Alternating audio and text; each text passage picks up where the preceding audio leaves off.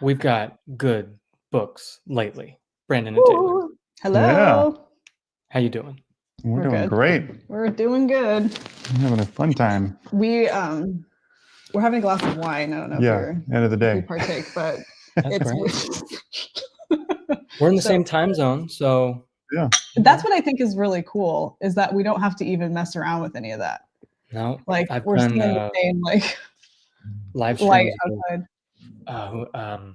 David, Four Corners of the Page, where he's currently in Japan. So Oh, we've dealt with some big time what jumps. time did you do that? Like what time of day did you have to live stream? I think it was like early. He was sacrificing his evening, so he was doing it late at night, and I was doing it like at 11 o'clock a.m.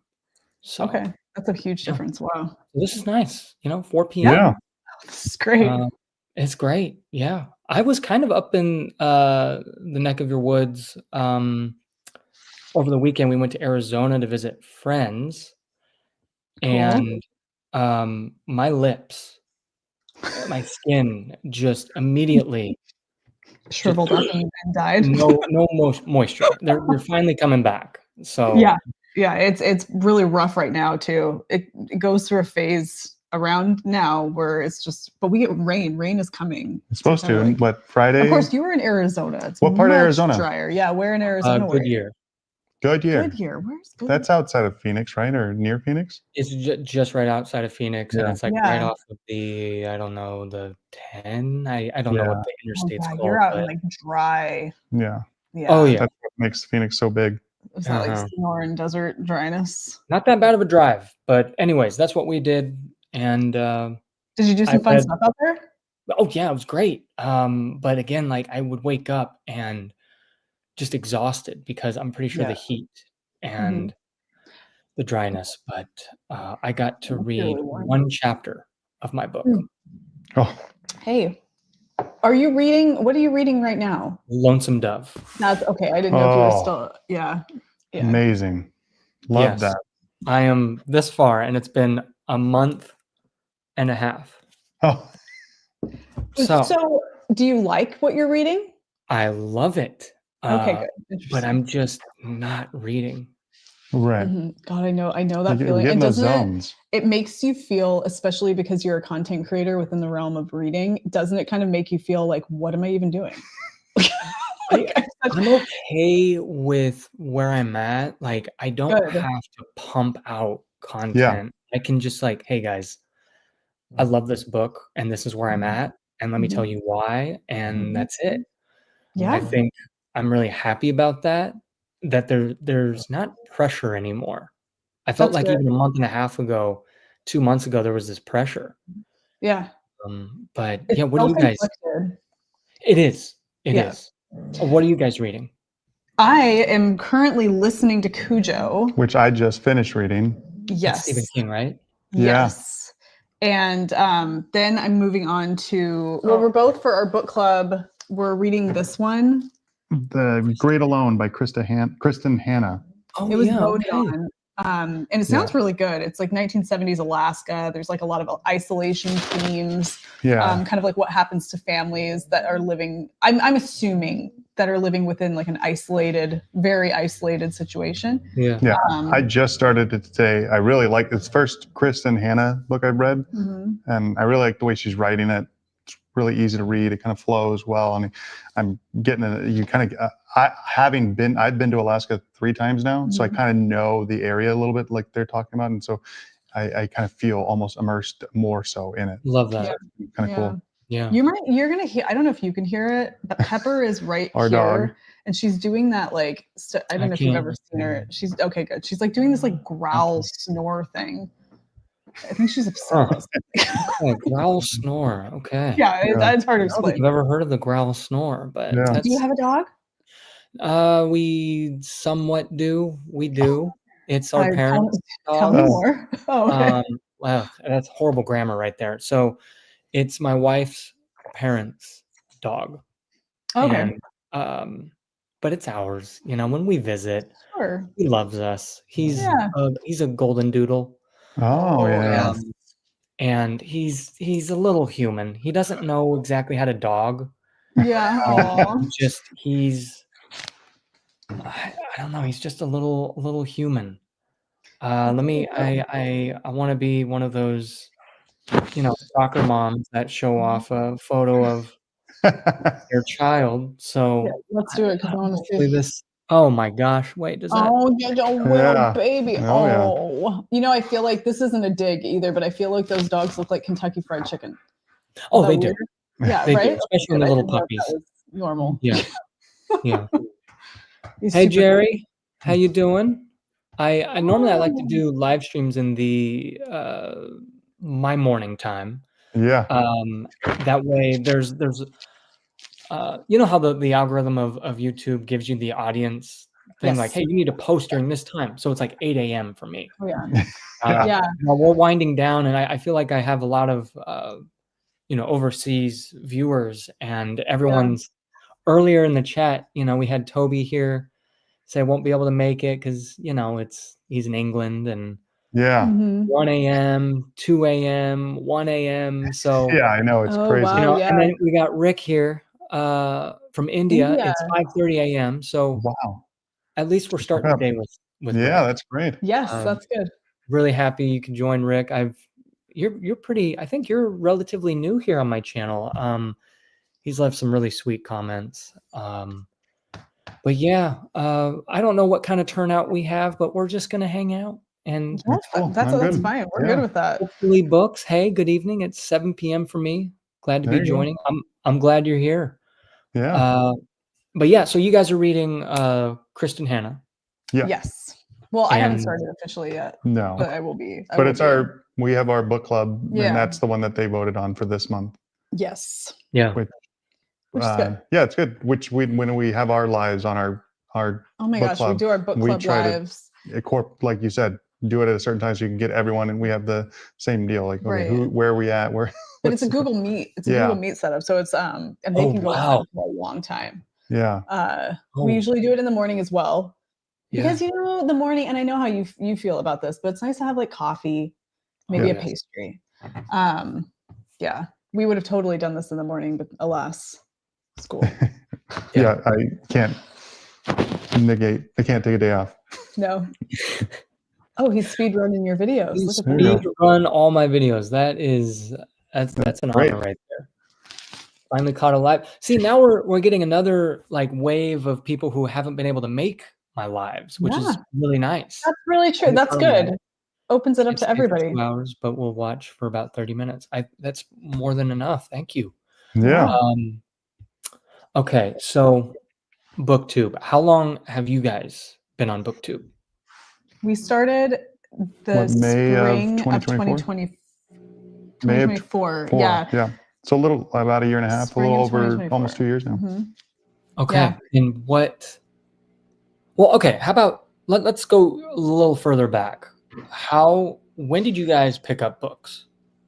Were you brought in as children with books, or was it kind of a late bloom, after high school kind of thing? Yeah. What about you? You go ahead. So for me, I read a lot as a kid. I remember like second grade, like reading like goals and like seeing my like thing across the top of the whiteboard, like moving ahead and trying to be the one that is in the lead. In like that was like third grade, elementary school, second grade, third grade. Yeah. And so read a lot, going to the library, picking up books. I was a big Matt Christopher fan, and which is like the sports books, and then also like the Junior Jedi Knights books. What? Didn't even know that was a thing. Yeah, there's like the series of like books that aren't canon. You could get him started on Star Wars, but it was all about like Han Solo and Princess Leia's children who are training to become Jedis. And it got me into it. And then as I got older, I lost reading. I would pick up a book every once in a while. I read a couple books when we first started meeting. Would those be considered canon? No. Because otherwise you wouldn't have Kylo Ren. No, they're not canon at all. Okay, sorry. Yeah, see, we could do a whole live stream on Star Wars. We did a Star Wars video early, speaking of our BookTube career, in the side-to-side conversation, whatever. But we did a video on Star Wars, his like Star Wars collection. Yeah. That video tanked so hard. So whenever we reference like every once in a while, we'll get a like, comment. no, don't say anything. Yeah. But anyway, sorry, keep going. No, yeah. Then so it kind of petered out. I'd pick up a book here and there. And then when I started going into college, it became very much nonfiction only. I was like, I can't read a fiction book. I need stuff that actually happened as facts. Yeah. And so that was my goal. Such a snob. Yeah. But then before we started the BookTube is when I kind of rekindled my love of like just regular reading. I would kind of read a Star Wars novel, like the Thrawn series. That's what got you into fiction. Was reading those. Yeah. And then realizing, hey, I can read a couple books at the same time or whatever. I realized I can do more than just look at my phone or, veg out. So it kind of really inspired me. But, yeah. What about you? I feel like, okay, so I wasn't really into reading up until I picked up this book by Beverly Cleary called Dear Mr. Henshaw. And it is a series of letters between a boy and a man, and I can't remember for the life of me what the man. We have this book, but anyway, it's Henshaw. A boy, and he's writing letters back and forth to Mr. Henshaw, and I'm trying to remember what he was to this boy. But the letters become really simple. Oh, it's some kind of a pen pal assignment that he has, I think, and whatever. And when he starts writing these letters, they're very short. He's not really interested in doing it. He just writes them and sends them off. Yes, dear Mr. Henshaw, this person knows. This one. And it's so familiar, that artwork. Oh yeah, yes. It's like the mouse on the motorcycle. Yeah. But what happens is that he starts realizing that writing these letters to Mr. Henshaw is providing him with an opportunity to share parts of his life that he doesn't really talk about, and things that are rough and things that are kind of hard to talk about. And so it goes from being letters that are real like short. And I actually recommended this to my son. So he starts like with this. Nice. And then like towards the end of the book, he's writing multi-page, like letters to this guy about his life. And it starts just very simple and approachable, but then it's like, wow, this boy's going through some stuff, and it's not depressing, but it's just real. And I really enjoyed it. And I don't even really necessarily remember all of the bits and pieces, but I just remember this was the one that kicked off like reading. And then I started getting into the Boxcar Children. And then it kind of got blurry. You read like the high school stuff, Catcher in the Rye. Familiar. The Boxcar Children. It's a series of books about these orphans that were living in a box. Oh my goodness, yes. Mm-hmm. Do you remember those? Oh wow. You're a little younger than us, but like I think they're even now, they have like graphic novels now. Oh wow. But yeah, I really loved those. And then when I got into high school, it kind of dropped off, which I read the stuff I had to read, but I think it's because the stuff they want you to read is so unapproachable for a person that is of high school age. Like, like a Catcher in the Rye, which I liked. But I know. But I didn't read it in high school. Yeah, I read it in high school. So anyway, all that stuff. But then when I was in college, I picked up a couple of books by James Patterson, the prolific writer of like mystery thrillers. Just minutes ago. Yeah, basically the Alan Wake kind of. Oh my God, are we going there later, please? No, we'll go there later. But that's essentially that. Like that Sam Lake did. He's like, I'm gonna just parody James. Yeah. Right. Well, I mean that, and then like it's like David Lynch, James Patterson, right? We'll get there later. But I read this one by James Patterson called The Jester. I don't know if you've ever read anything by James Patterson or know anything about his books. Okay. Super short chapters, crazy easy to read. I don't say that like as a dig. It's just easy, entertaining stuff to read. But he wrote this book called The Jester, and it's about this guy who has to it takes place in medieval times. Right. And his land is being taken over. It's like, I don't know what they call that, feudal, what is it, like? Feudal England. Yeah, whatever. Anyway, it's just really intense. Kind of reminds me of like a Game of Thrones type story. Really intense, but not anything like what you would imagine James Patterson writing. Yeah, and I loved that book. And that was where The Jester by James Patterson was where my adult reading took off. Nice. I love it. Thought it was fantastic. So I don't know. It's a long-winded way to tell you that. Okay, no, that's good. We need to hear it because everyone's got their own journey, and it's fun to hear that how it begins. And yeah. What about you? Well, everyone knows I always mention, Name of the Wind. That was the that one was like what really kicked it off for you. Lit the light bulb, but before that it was Harry Potter. Right. And like digestible books. Yes. Again, like it's just when you're trying to read, or trying to get into reading, there's a lot of words. Yes. Yeah.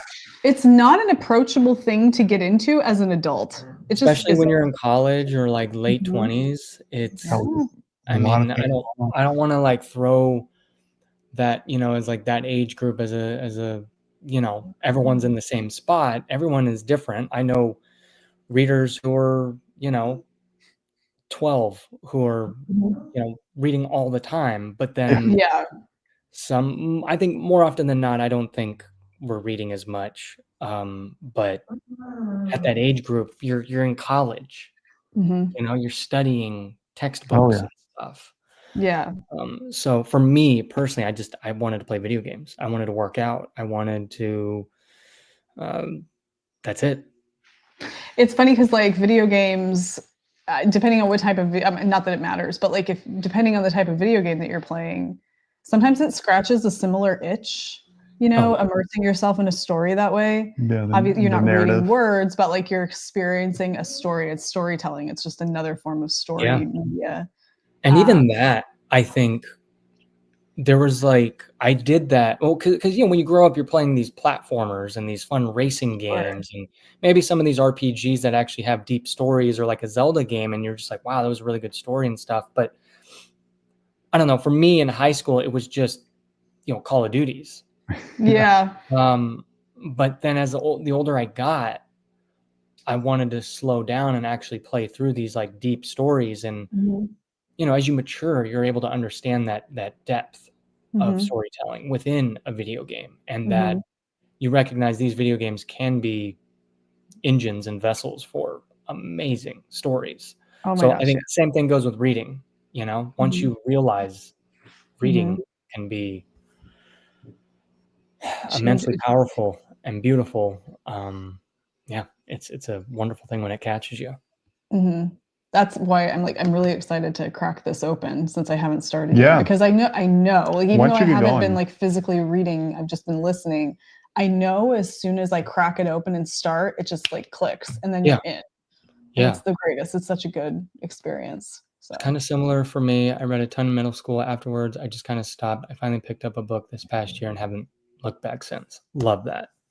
That's all that matters, as long as you find it eventually. Yeah. Yep. And I just feel like you mentioned about these books, like in high school that were given, that are I get it. They can be great tools for learning and, for English class and writing and the themes, but I really think we can just simplify it a little bit. Yeah. I think they're wasted on people at that age. We just read. Yeah, exactly. We read the Something Wicked This Way Comes by Ray Bradbury. Yeah. And it's a book that's usually recommended for high school students, kind of along with Fahrenheit 451.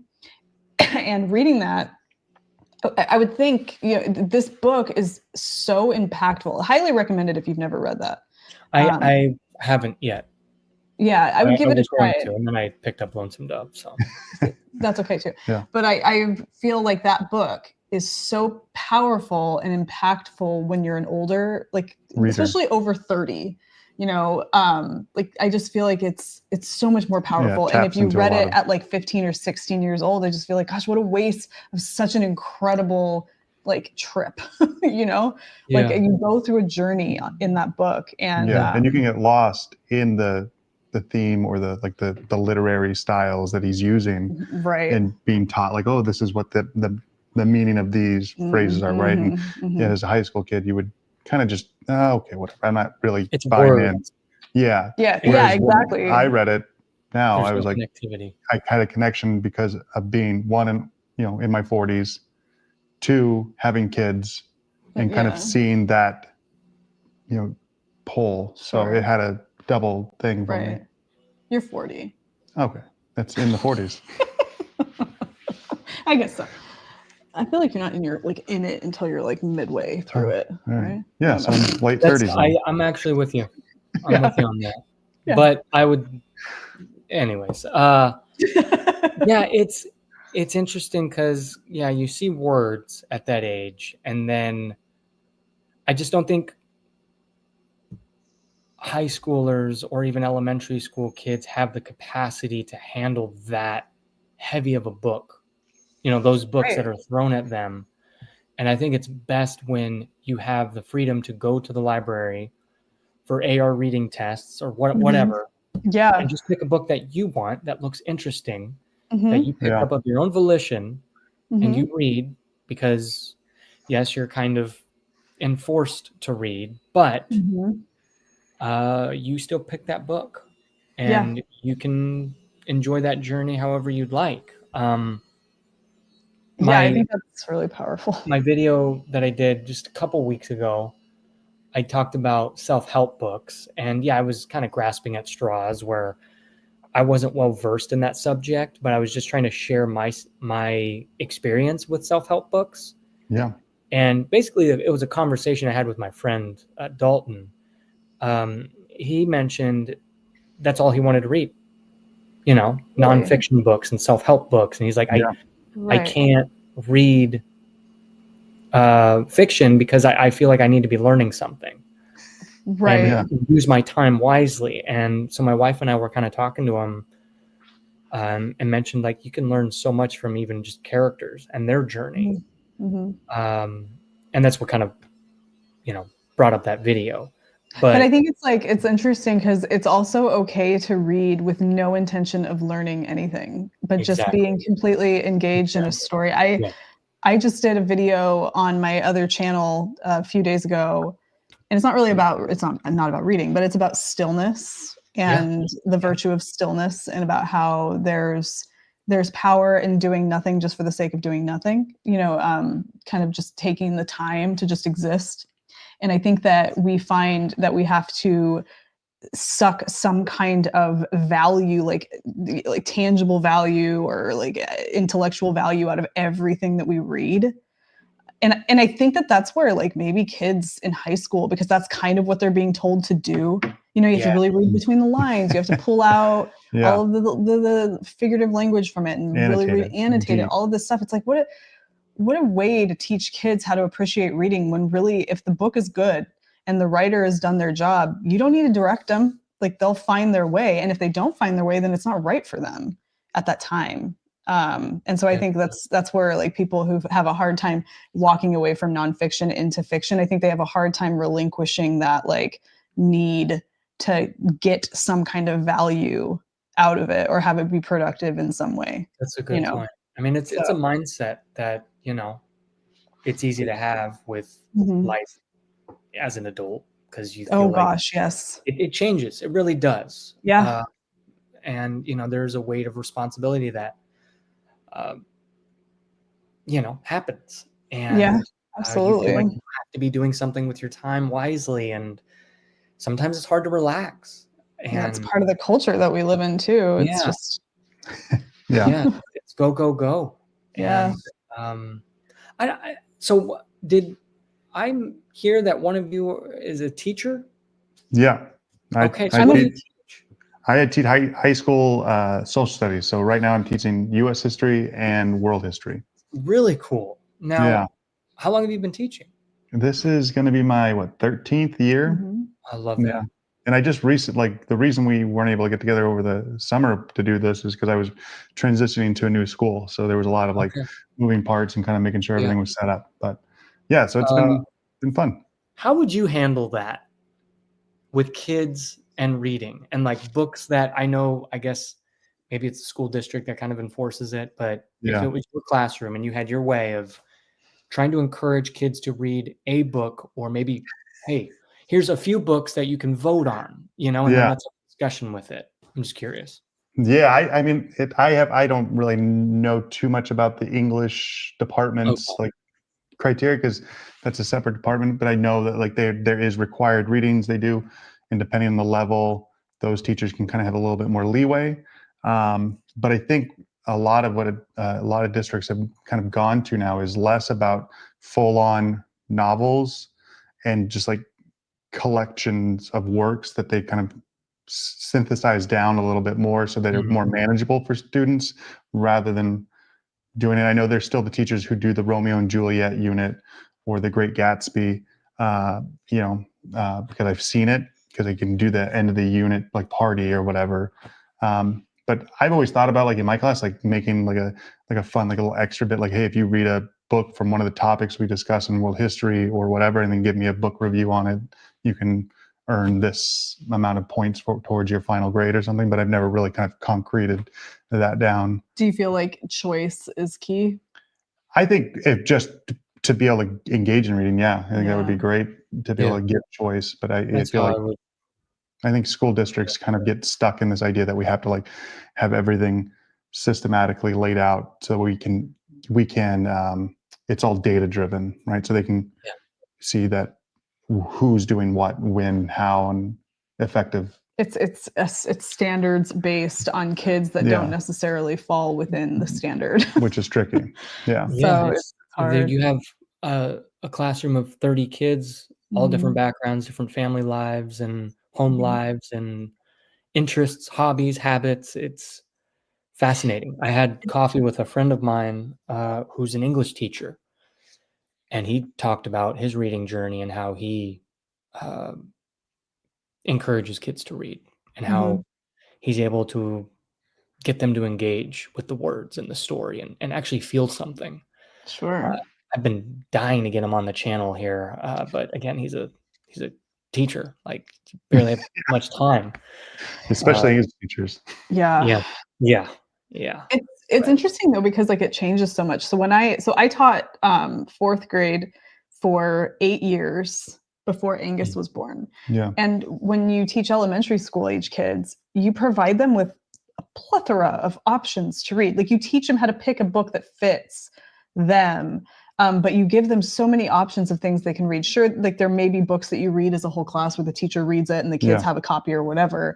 Um, but otherwise, they're given all of these choices of what they can read, and they do book reports on the things that they're reading. And then that just disappears when they get to middle and high school. It's like you took all of these options away from them, and now you're telling them what they need to read because it's required reading.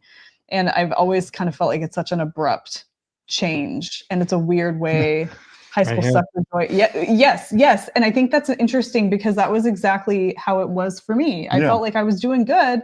And then I got to high school I don't think I read a and I book was in just high like, school. really, I got to read. Like, I don't have any interest in reading this book. And of course, it's probably because you're in high school and you don't really want to have to read what they tell you to read. But there was no other option, and definitely nothing that felt relatable. You Yeah, know, like Holden Yeah, Caulfield is relatable to a handful of individuals. And after that, it's like, okay, like I'll read a story about this kid in the like, 50s. You even know, go. adults have a hard time wanting to read those dry, Mhm, old mhm, books, yeah, mhm. because Yeah. that to them sometimes it's boring, and I wanna read something fun, or, engaging or maybe, uh, accessible, Hmm. easy, Hmm. but I mean, I don't hey, if you're reading, I'm all for it, Yes. um, Yeah, but, absolutely. my wife is fully into Dungeon Crawler Carl right now. Yeah. She's on book Yeah, that's 6, good. That's loving great. every bit, I but need to read she it. has it can be, uh, an easy read, but it's Mhm, also got that emotional depth to it, yeah, with mhm, characters and those human elements, but, she's also talked about, like, how she would wanna read something else eventually, uh, mhm. but she wouldn't really know where to start, maybe Jane Austen, but maybe that's too boring, I don't know, so I struggle to get started with that. when you think I of, like, adults trying to find something different outside of their comfort zone to read, Mhm. it's an interesting thing, especially those older books. It depends on, like, why they're going outside of their comfort zone too. Like, if you're going outside of Yeah. your comfort zone to prove something to outside people, like you want like, no, I can read sophisticated books, I'm going to read X, Y, and Z book, then I feel like your chances of success are then a little bit more compromised because you're doing it not for your own interests. I remember when I read Rebecca by Daphne du Maurier. It's considered a classic. And I don't really read I didn't at that time read classics. I remember reading it because I really genuinely wanted to read it for myself. Yeah. And I loved it. And it was fantastic. And Matt, your Matt's Fantasy Books, true OG of BookTube. Oh yeah. Is that options thing in grade school dependent on socioeconomics? My daughter is in 4th and has a million choices, whereas my nephew is in a poorer district, doesn't get them. It is, absolutely. Yeah, I would Okay. guarantee it is. Well, it is because it's what's available to them in the classroom. So when I taught, I put a lot of my own money into developing a classroom library. So I was able to kind of fund my library and build like a big library of books. Some teachers are able to do that, other teachers are not. However, poorer districts that are struggling, you know, the socioeconomic status of those districts is lower, those schools are more funded. But the thing is they don't use the funding for books. That's usually one of the last things they'll put funding for. Or I mean, guys, number one, is it sports? It's some kind of extracurricular. It'll probably be like technology. What are you talking about? What the funding ends up going to. Yes, if it's elementary school, it's usually tech. New textbook or new technology. I all the fun grew stuff. up at an elementary school that was K-8. Less than 100 kids throughout the whole school. What? Yes. I loved it. I loved it. Yes. Talk about intimate teaching, you know, and like it was awesome. What a wonderful environment to learn and grow in. Of course, as a kid, I'm not going to really be thinking about, oh, I don't have many options to read.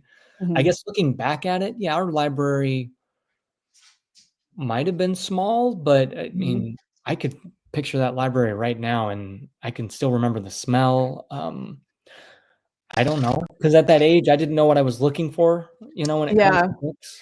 You know, another thing too, though, it was pretty small. Yeah. Ish. Well, you know, Matt's question here too, like I feel depending on the demographic of the student body, that will dictate like where they place like the emphasis on reading, especially like here, right? Like in Henderson, Southern Nevada, Las Vegas, the lower socioeconomic areas, it means that there's a high population of students who speak English as a second language. So reading is not going to be prioritized in terms of like reading for pleasure or reading like a novel, right? Learning to read is but it'd be like learning English. But it's learning like how to read English. And it makes me kind of sometimes wonder too, like, well, that's all well and good. Teach them how to read English because they live here and maybe they need to have access to that. But how about embracing something that they can read for pleasure, you know, and how are we doing that? And I don't think that there's enough of that happening.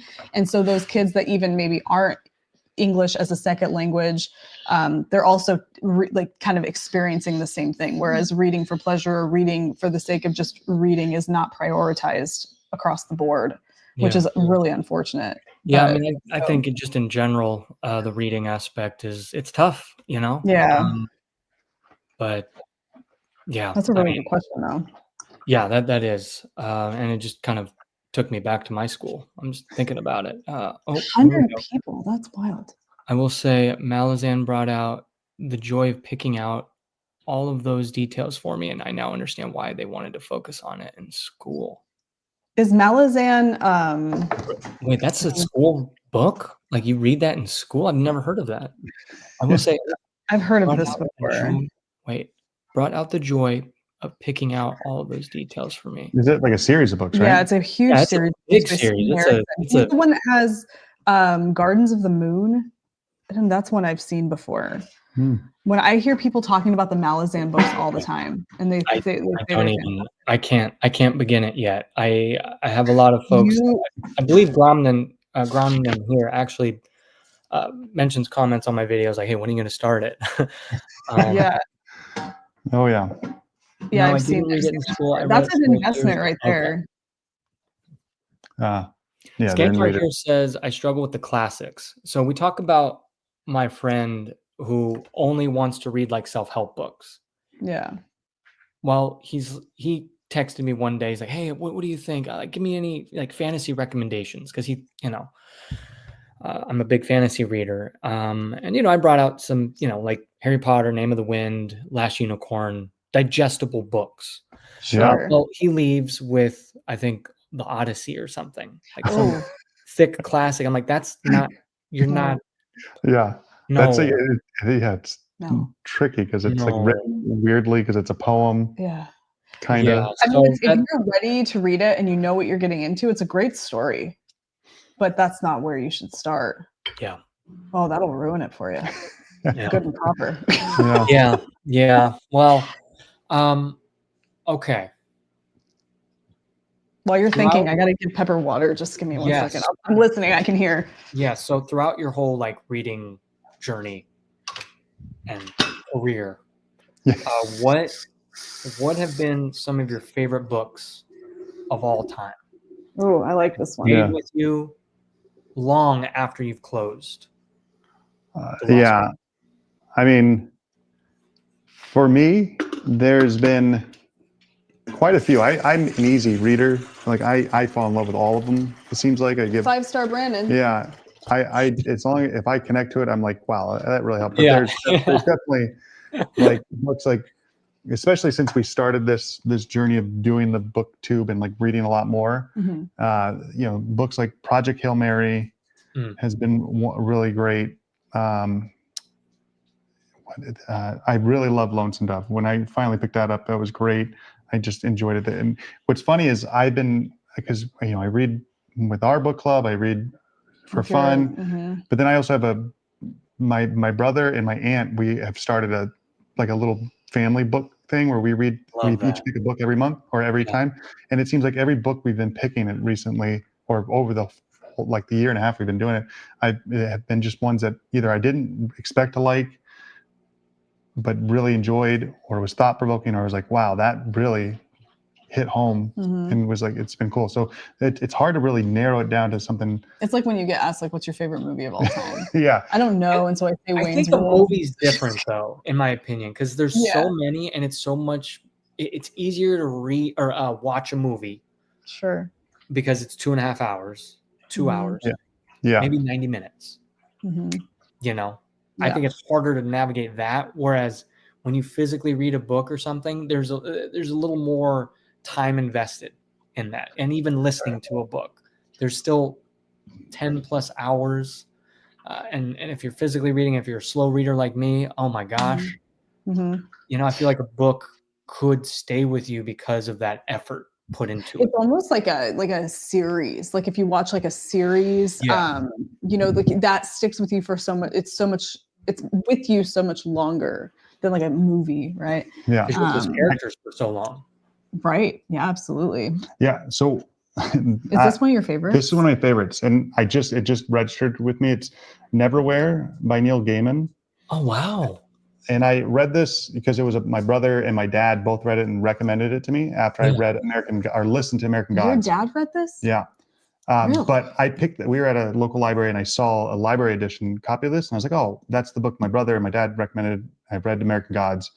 We listened to Norse mythology. And so I picked it up, and then I realized it's an illustrated version of this book. So pages have like these cool pencil drawings, and it made the reading of this book so much more interesting and engaging. Illustrating books like this is underrated. Yeah, that I had to get my own copy of this hard copy, but I really dove into it. It's like the story really about a guy who kind of falls into this London underworld that is like this fantasy world that no one knows exists, but there's magic and mystery. And whenever you would talk about that in particular, you always made me think of that scene, like the night bus in Harry Potter. Has that grittiness. There's a grittiness.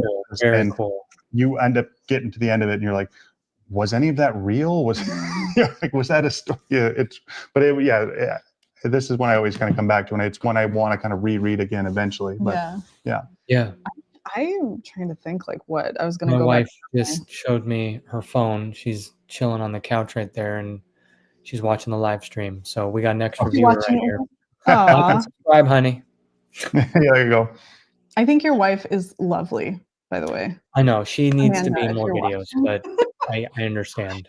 We actually did film a video a week ago. I saw you guys had a video go up, or well, I don't know if it was this one a week ago, but Well, I we're watched gonna be. I'll be editing it, and it'll come out soon. I think next week. But the one I it's saw our was top like a couple 10 months ago. top 10 video games of all time. Yeah. So that'll be fun. We should just do a live where we talk about video games. I would love that. Let's make it Why, happen. you know, there's like these new chairs we got. They bounce. Oh wow. But there should be like, you know, BookTube. There needs to be There like are. you've got like you've got like the people who play video games and do like walkthroughs, but you don't have people who like just do what we're doing and like You just talk haven't about found video them yet. games. Like there needs to be like people who, yeah, we played this game, it was great, and they talk about all this, just like what we do, but about video games. All right. There's I watch plenty of all the- people out there. I mean, there's a lot of video essays that I watch, Yeah, and it's funny. that's true. Oh well, yes, Well, and I'm what a about the guy we were booktuber, watching the other but- night? yes. I Do you watch- watch any of those? Which Like video ones? essayists, the video game people that do like the video essays about all Yeah, the different like video games? That's the thing. That's usually all I watch. I watch video game content on YouTube. I don't watch book content as much. Yeah. This is normal. So when I started my knitting channel, I was watching a lot of knitting related content. But once I got into it, no more. And it's a thing that happens, and I did a whole video on that too. But yeah, that's normal. Yeah, it's really it's funny that we do that. I think it's for me. I don't think this would happen because I'm not at that point anymore where I'm just comfortable in my own skin. Where as a being in front of the camera, but you compare yourself when you're watching. Oh, other people. absolutely. But for me, it's also I want to support a lot of the people that I do like and subscribe to, and just even leave comments. That's, for booktubers. But also, I don't want to get more book recommendations. Yeah.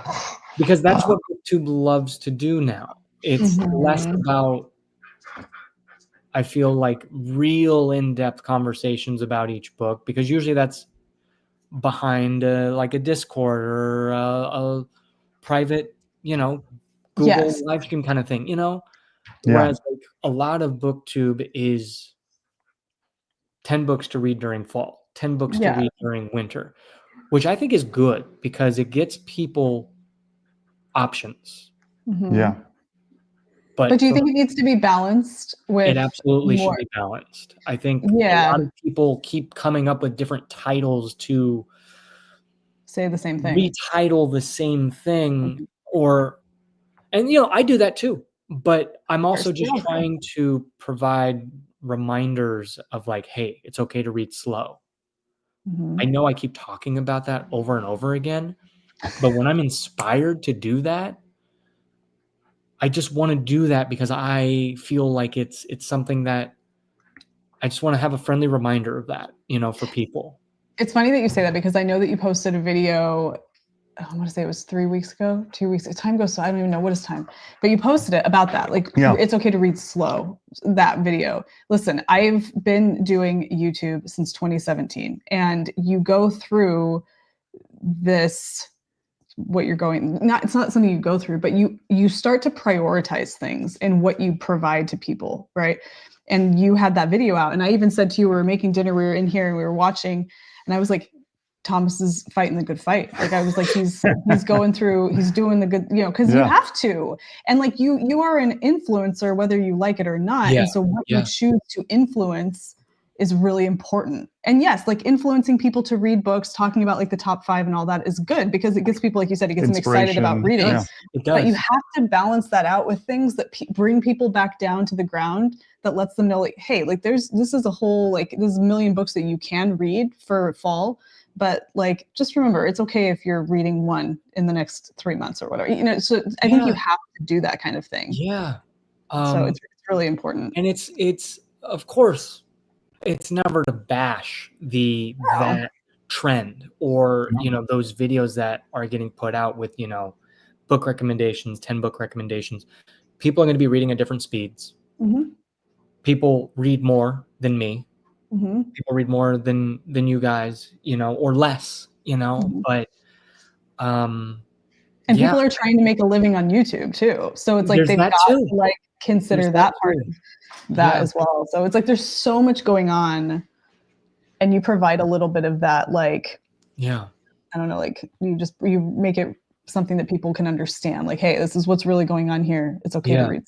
And that's what I also love that about your guys' channel, about how just human you are and honest you are and conversational you are. That's good.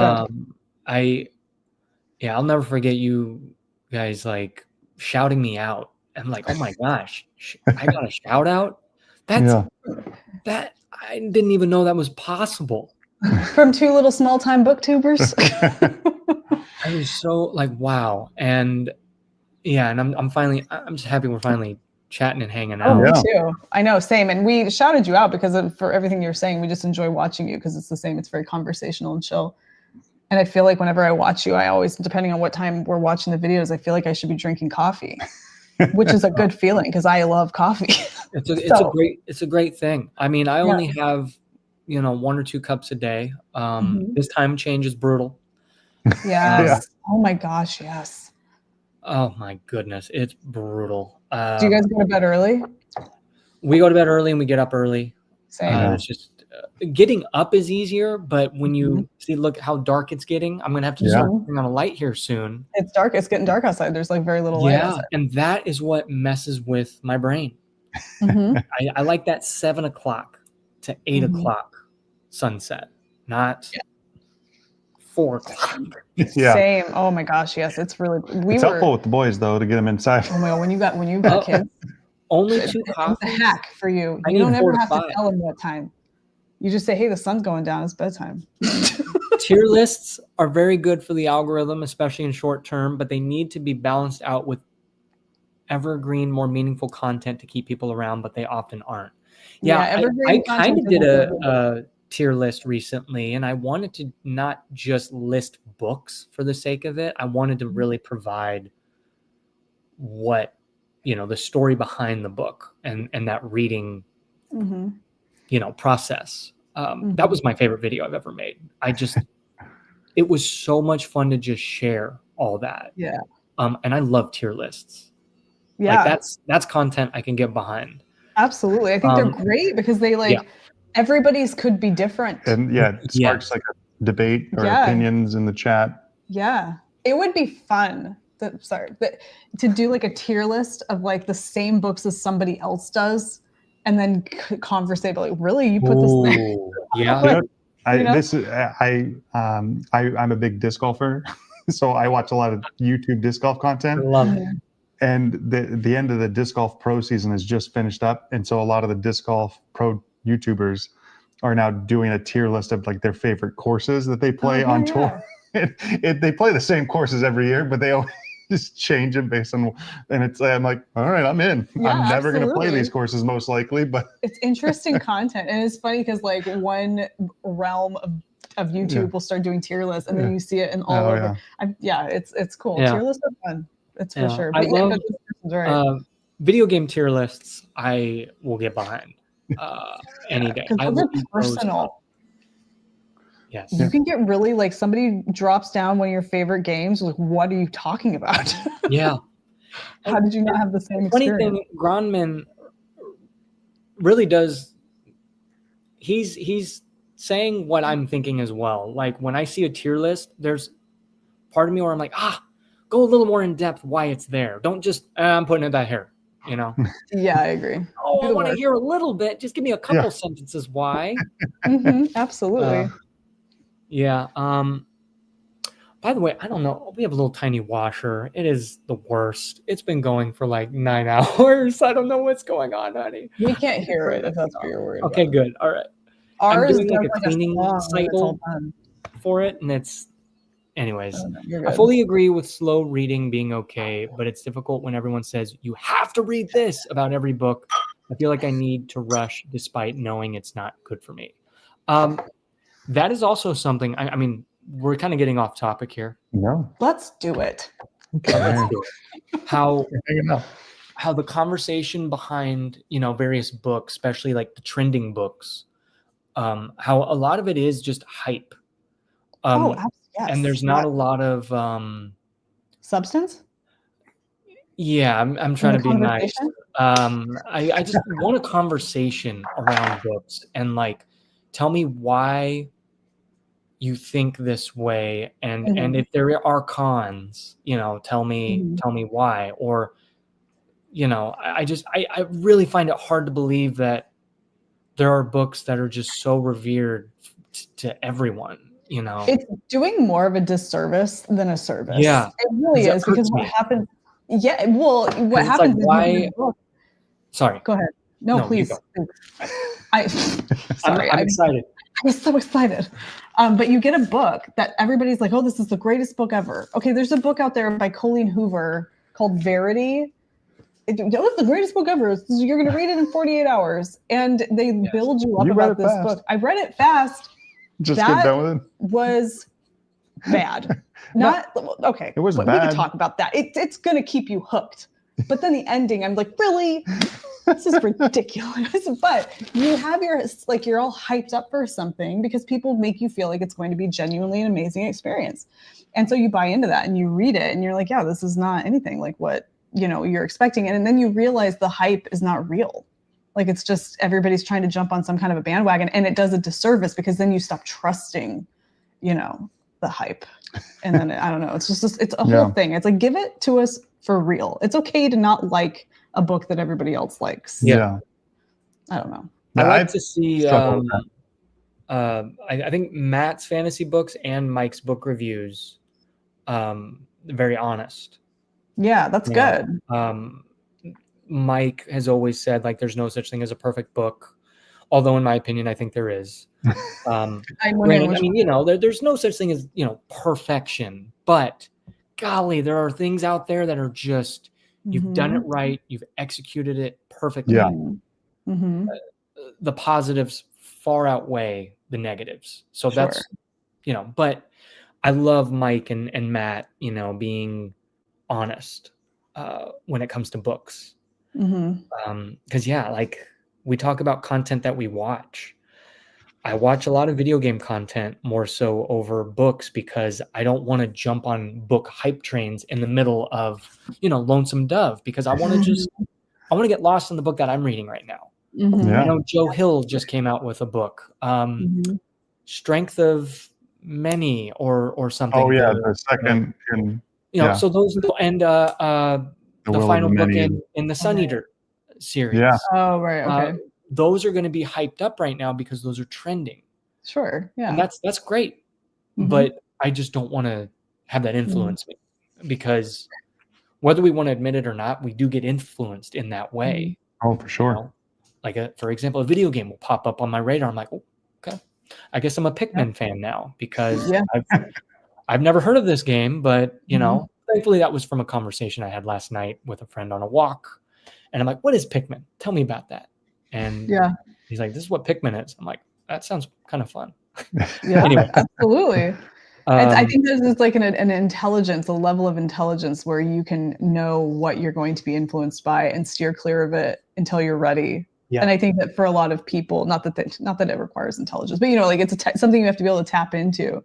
But even some of us, man, like we're human and we get sucked into that kind of stuff, and it's easy to get pulled into. Yeah, man. And then you get distracted from what you're doing, and the whole thing. Well, I mean, to go back and kind of on this vein, your wife reading the Dungeon Crawler Carl series.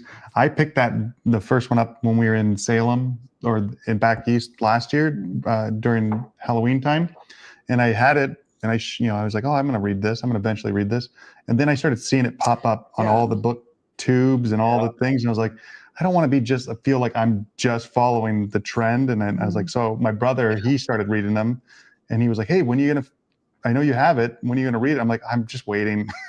I'm just going to waiting it out and not just feel like I'm following along. Sure. So, but then it's like at that time too, at that point, then I'm just like I know I'm gonna. I feel like I know I'm gonna like it. Sure. And I'm just like now I'm just pushing it off just to be out of spite. Yeah. Well, see, I feel like for the most part, when there's a lot of hype around a book and in the positive way, chances are the book is really good. You know what I mean? Yeah, or enjoyable. It's ticking boxes for people. It's not like people are just out there like faking it everywhere. Yeah. And I think it's okay to succumb to that. Right.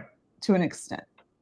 But as like a booktuber, when you're putting content out there, sometimes you do have to think, okay, well, if I talk about this, everybody else is talking about it. I don't know.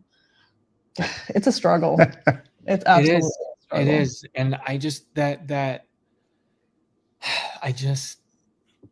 there's this sense of I don't know what it is, but there's this gut feeling I have when I'm coming up with a video. When I'm inspired to do it, when I feel good about it, when it feels honest, when it feels like it's me, I'm going to do it. Especially with a book that I'm going to read. That's why we like your channel so much. Yeah. And then, it's like if I'm going to just pick up Sun Eater for the sake of it because it's trending, I just feel like that wouldn't be honest with myself or providing that honesty to people because I want this conversation. Right. And you talked about Dungeon Crawler Carl. I'm putting off Sun Eater because I'm just not ready for that. And I'm also not the biggest sci-fi fan. I think I'm a Western fan big time now because I've read now three Westerns. Did you read True Grit? Yes. Okay. I picked up True Grit after Too short. I finished Lonesome Dove. I picked that one up because like I want to get in on this. So it's been sitting on my shelf. I keep looking at it. I'm like, I got to get into it. I feel the same way. I feel like Did you read All the Pretty Horses? Yes, I did. Oh, you guys kind were of reading based it on your at like the recommendation. same time. Yeah. I kind of like jumped on your book club kind of thing. I was like, yeah, loved it. Yeah, that's an all-timer for me. It just the way I felt reading it, the words, just how it wasn't your typical book. It was. It's going to stay with me, and I can't wait to read the other two books in the trilogy. Yeah, I have with the Crossing, right? Yeah, I have that one. Have you finished Lies of Locke Lamora? No, I'm saving that one because I know I'm going to love it. I only got like 40 pages in, and then I started Sun Eater, and because I couldn't stop thinking about that book. It's so good. But Lies of Locke Lamora, I'm even recommending it to people who read fantasy because I just the small sample size I got, no one writes dialogue better. It's so good. I want to read that now because I read the Black Tongue Thief by Christopher Buehlman. Yeah. And Taylor said it sounds like you would like this one. It sounds to me though like it's Lies of Locke Lamora is more gritty than what yours was. Maybe. I think. Maybe I don't know. I'll have to let you. I got to read it and let you know. I'm about those goblins. I don't know. They were pretty gritty. Yeah. And that's right. I don't know. I'm not going to spoil anything. But so you've read Black Tongue Thief? Yes. Have you read the Between Two Fires? No, not yet. It's on my shelf. That's what I want to read. Yeah. You have it, yeah. I want to read that one. That looks good. But no, I haven't finished it either. And it's so funny. It has nothing to do with not enjoying it. It's just that I know that like, I don't know why, because it's such an amazing book. And you get right into it and you're like, these characters and everything that's happening is just so good. Not a single thing is wasted. And the pacing already within like 40 pages that I read, I was enthralled. Yeah. And it captured that magic that Name of the Wind was for me. Yeah, that's good. Like I knew I was reading something special. But I just had too many voices and noises in my head about just, hey, this is the book. You gotta read this book. I'm like, okay, I'll read Empire of Silence. You made a comment about how like you're not a sci-fi reader. Yeah. Not necessarily. And I think it's interesting because I think you're a reader, and what you'll notice happening is that you'll read an amazing sci-fi book and then you're like, oh, I'm a sci-fi reader. Or Yeah. you'll read, I've not read really a Western yet, but I'm sure if I read one that was like amazing, it's like, oh, I want to read Westerns now. It's just Westerns for me. Westerns for me. I also love that time period too, where it's like post Civil War, and like it's on the west of America, and like we were having this conversation, like East Coast and West Coast, completely different things were happening. Yeah, absolutely. I don't think these things are taught in school, where like there's only certain things that are taught in school. It's like, yo, this was happening over here. It's just fascinating to me. It's like Red Dead Land, what you're reading. Yeah. And that's what I love. But it's I had no idea that it's fascinating. Anyways, we need to get back to where we started, which We're I'll here get with back you. to that real quick. We're following you. You take us wherever you want.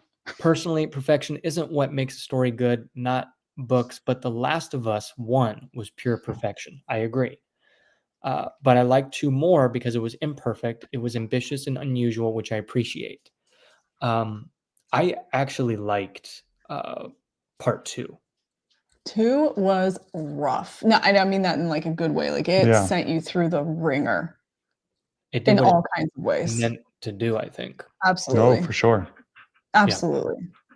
And playing as Abby, and like, but playing from the perspective of 2 contrasting characters, meaning coming at it like you have like whether whose side you were on, right? But like playing from antagonists was so powerful that when it ends, like, and it culminates, you're just like, what is even happening? Like your brain is soup, and you feel like it's such an emotional, like heart-wrenching story. That series of games, that's what we were for Halloween. He was Joel and I was Ellie. This year. Yeah. Oh my gosh! Now I can't get that out of my head. I see it. I'm telling you, it was the best. We went and got full bore.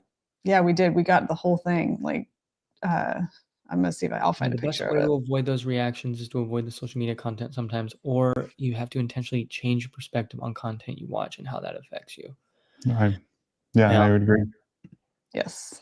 All right. So this is All of Us. Fires my shelf waiting to be read. Oh my goodness. I love it.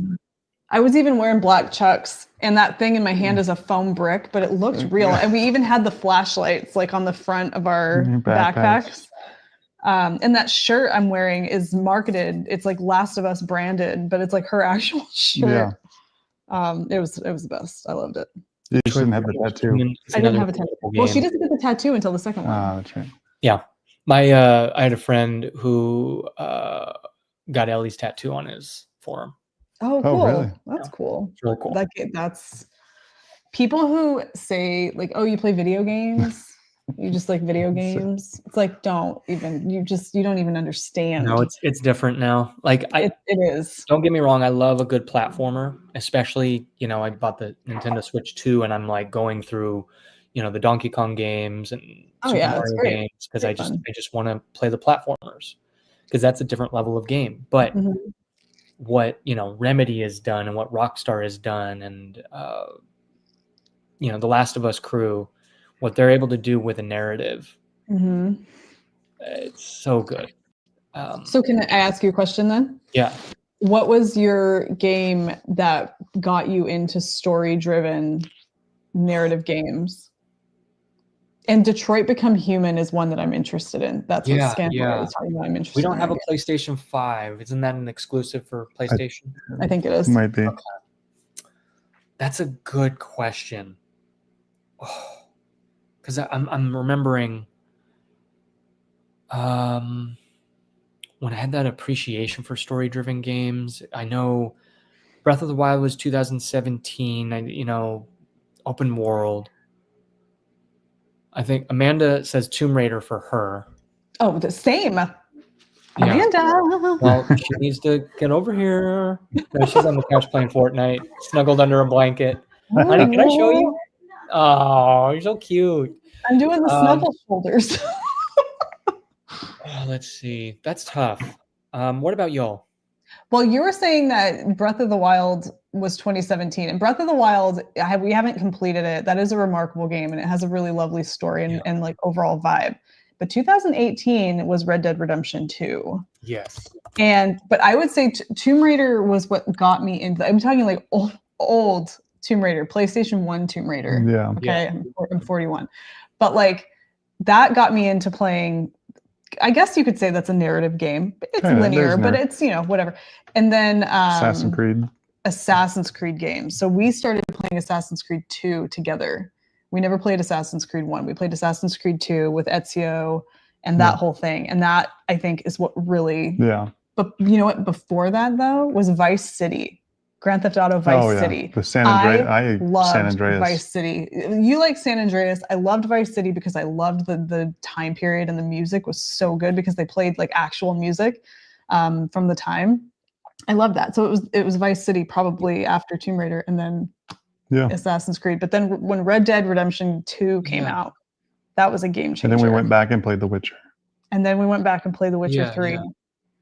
And then at that point, it was just like... Now I come home, it's like every day, she's got another one. I'm ready to go. I'm like, we finished Alan Wake 2. Yeah, another story-driven game, Yeah. And it's so good. And also very confusing. You don't even know what happens. You're not supposed to. It's so intriguing enough to the point you want to keep going. Before we get to that, I want to come back to Vice City. On our long road trip to Arizona, we attempted the podcast, but sometimes it's just a lot of noise, a lot of words. So we like to sit in silence on our drives or just talk to each other. Yeah. But Dan Houser, one of the head honchos, creative directors of Rockstar, who has been a ghost majority of the whole, development of all these games from Grand Theft Auto 3 all the way up to now, Red Dead 2. He's now getting in front of the camera for interviews because he's not at Rockstar anymore. Oh, interesting. His last game was Red Dead 2. I think there's something we don't really appreciate about those Rockstar games, especially Grand Theft Auto 3 and Vice City, is the voice acting and the story, and just the level of detail with those characters. A lot of it is, I'm a teenager and I just want to do bad things in the game. Cool. Right.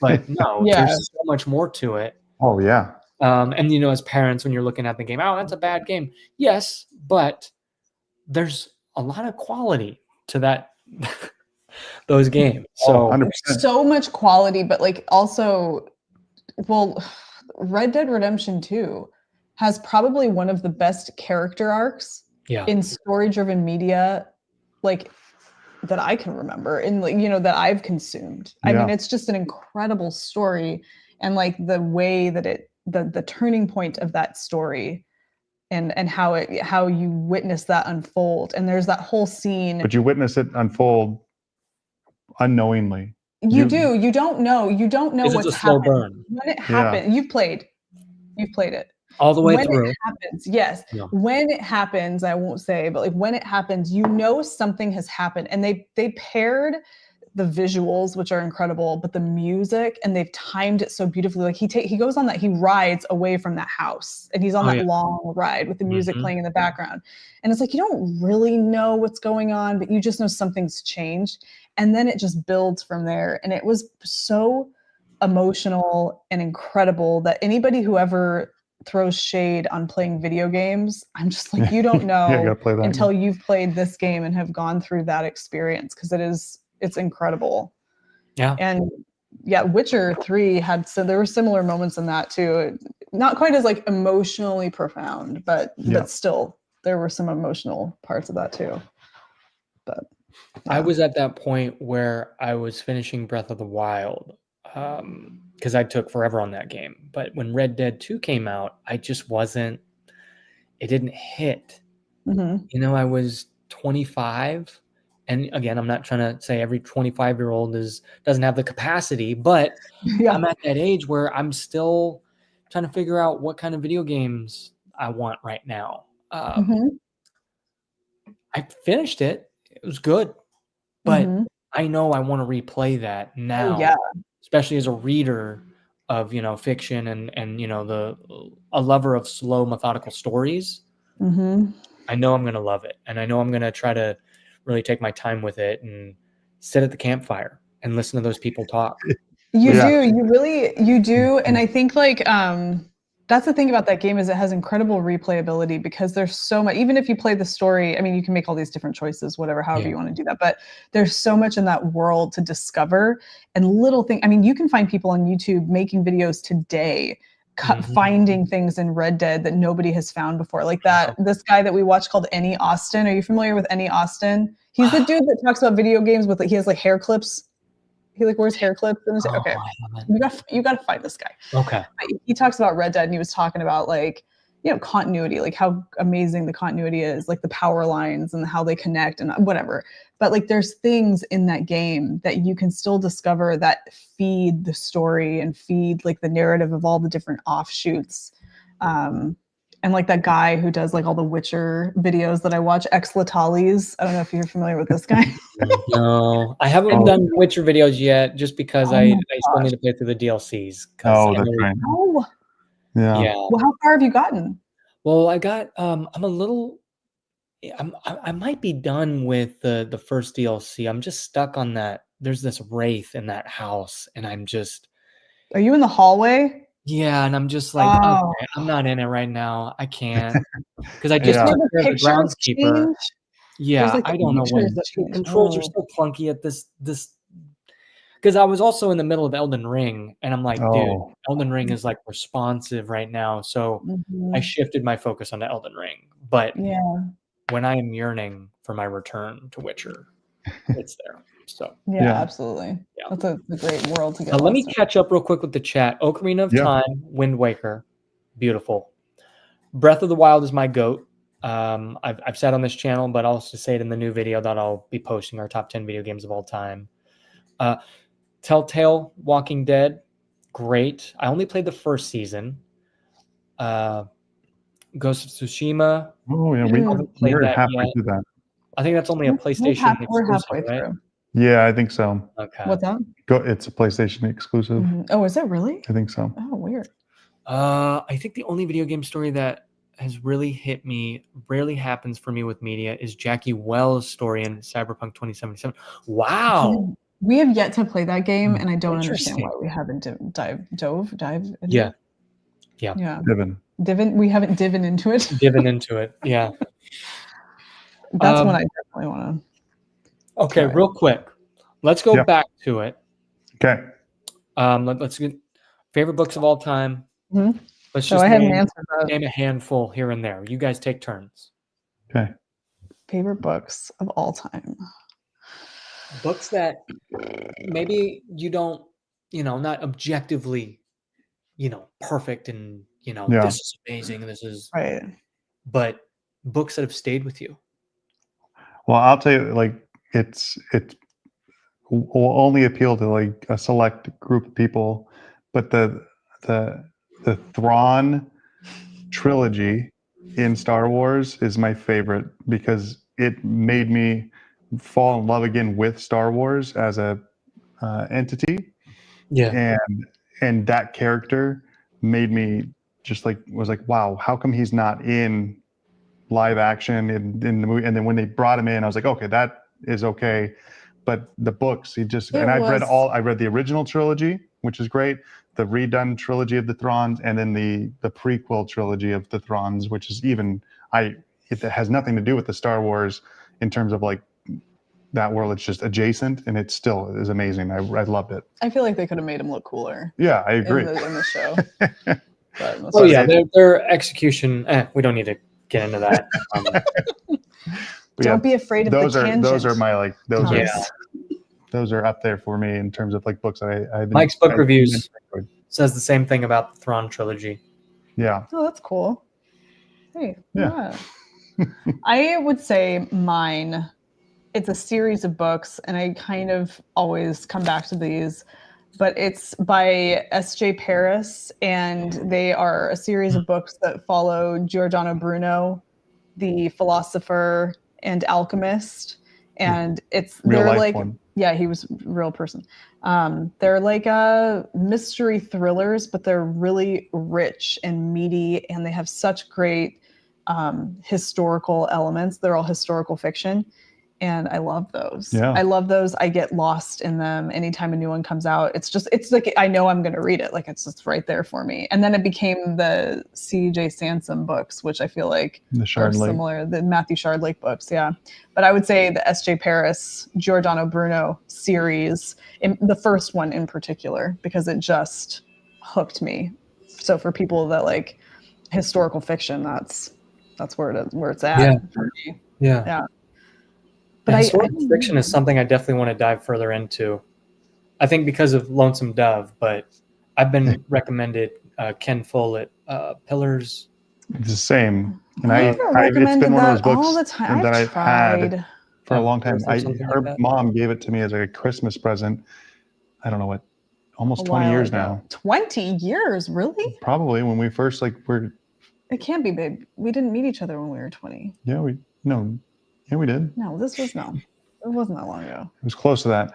But yeah, it's still sitting up there, and it's one that I've been trying to want to read as well. I started reading Pillars of the Earth, and I think it was the time of when I read it where I was just like not, into it or whatever. I want to say The Shining is my favorite. Ooh, but I'm sorry. I thought they were saying they're a quarter of the way through The Shining, a quarter of the way through it. And I have a feeling it will end up becoming my number one. The Shining is a remarkable book. I haven't read it yet, so either. Oh, I thought you read it. No, I was going to. You've seen but the movie. Of course, I think the rest of this year is just going to be Lonesome Dove. Sure, and that's okay. Yeah. Have you seen the movie though? I have, and I love it, and I just know it's different, which I'm happy about. So different. Yes, good. And you should be, because I think it's like a whole nother experience. It's so good. It's so good. Good. Oh gosh, yeah. Stephen King. Yeah. The Kingster, man. We were talking about Stephen King because we're reading Cujo right now. And I don't know how many Stephen King books you've read, but you realize when you start reading him that he writes, so he's a horror writer, and the stories that he writes are spooky, but he writes about people. And that's what's so interesting about his books, is that he writes about people and their lives, and he talks about the human condition in a way that's so like maybe not relatable, but you can connect to it, or it feels real. Yeah, and it's universal in a way, and there's that feeling that hits you, and I don't know. I've just never really thought he was very. Again, everyone's different, but I just never thought he was scary. Right. A lot of the books I've read just haven't scared the pants off of me. Most people will say, "Oh my gosh, this is the scariest book I've ever read." Granted, I know I don't have kids, and I know Pet Sematary might hit different, but I don't know. It wasn't scary. It was just a great book. Right. And I think that he enjoyed that as a compliment. Yes, absolutely. Yeah. Have you read Salem's Lot at all? Yes. You did read Salem's Lot. I think that's what I know you read. I'm going to check my washer because it's been... I want to know what this tiny washer looks like. I'm imagining like one of those little apartment ones. You didn't want to take the mic with you to the bathroom? No. I'm just hanging out, and Thomas is live. I'm back. Okay. I have read Salem's Lot, and the more I think about it, I actually like it more than when I closed the book. Isn't that cool? Yeah. Isn't that so cool? In retrospect, you like a book more.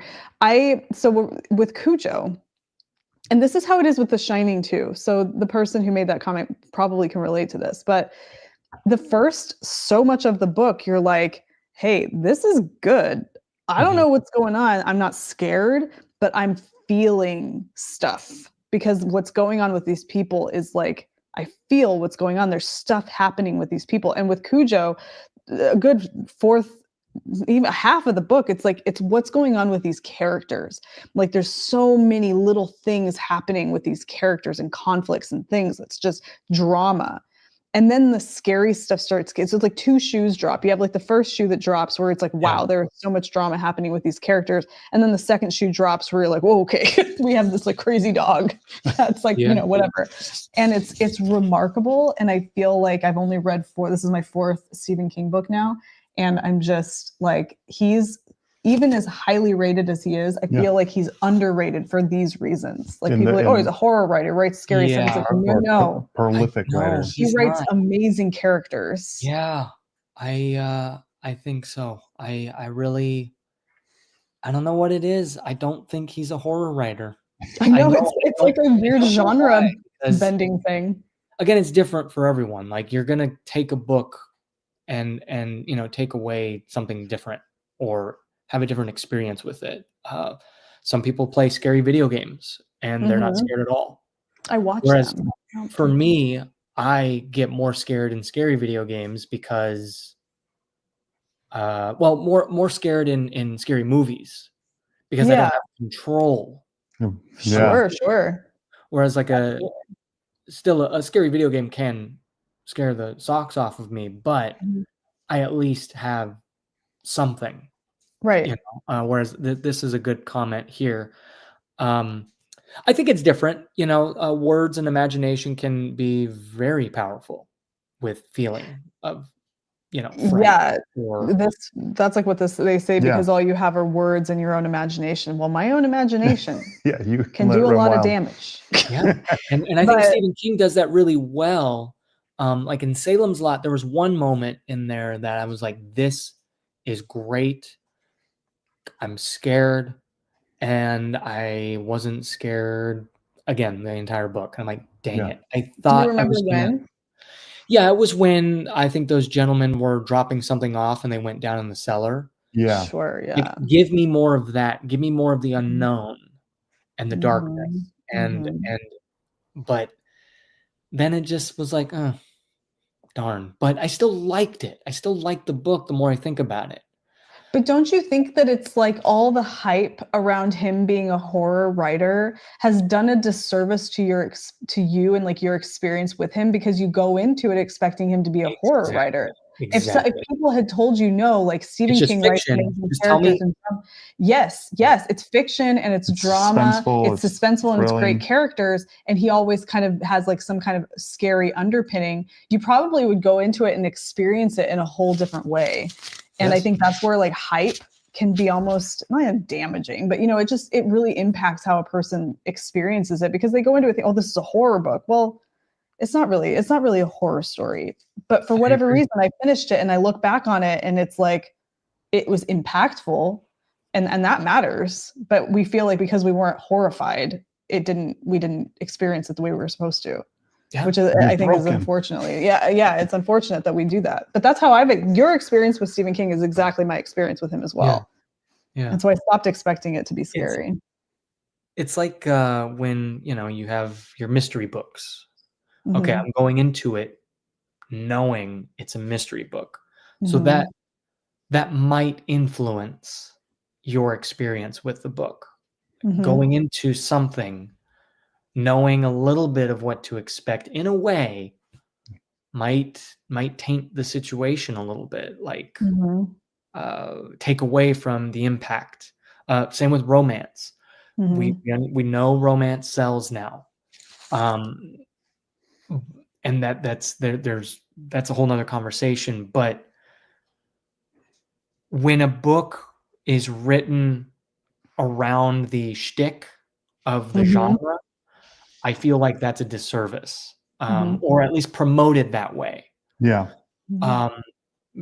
So our example is Stephen King because I have experience reading him versus romance and mystery books.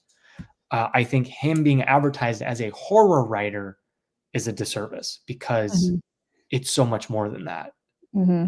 And, you know, if I were to pick up a romance book, I'm going to know what to expect. But if I go into a classic with Pride and Prejudice or something, I don't know, I might enjoy or connect with the text a little more because the romance is weaved into it a little more naturally rather than just, hey, this is the genre. Yeah. Oh, yeah. Sure. I mean, I wonder if that was even before there was even a genre such as that. The genres were it was fiction and it was fiction. And then you had books that were, Yeah, they didn't subdivided into, I feel like the subdivision of genres. I mean, now you have like romance, but now you have like smutty romance. And then you have, you know, whatever. I feel like that. It's like, what would it be like to go into a book completely blind? I've done that. Yeah. I do that a lot. This guy. With Stephen King, have you ever read or listened to the book Fairy Tale? No. I think you would love it. Okay. I think you would love it. And it's not even, it's so unconventional in terms of Stephen King. Like two entire books. Remarkable. Thomas, I want you to read this book because I really think you would love it. And it would cause you to be like, what is this? It's not a horror book by any means. I mean, there's parts of it that are like, ooh, but it's not like that. It's just, you liked Name of the Wind, and I feel like if you enjoy the characters and story that Stephen King creates, and you like the fantasy that Name of the Wind provided, and if you like those two things, like, I mean, you've like normal real life stuff with juxtaposed with like fantasy realm, like I'm telling you, Thomas. Okay. You need to read this book. We listened to it. It's a great listen as well. Road trip listen. It's a great road trip listen. Okay. It's long though. It's like I said, it's one of those, it's a book that kind of feels like it's two stories together. But it's woven together, but they're so woven beautifully. Perfectly. Well, I love to hear that. That's good. Yeah, so it's like it's not well, no, because then you're going to cause people to say two things. Oh, okay, I know. No, it's not two different. It's not like that. I know.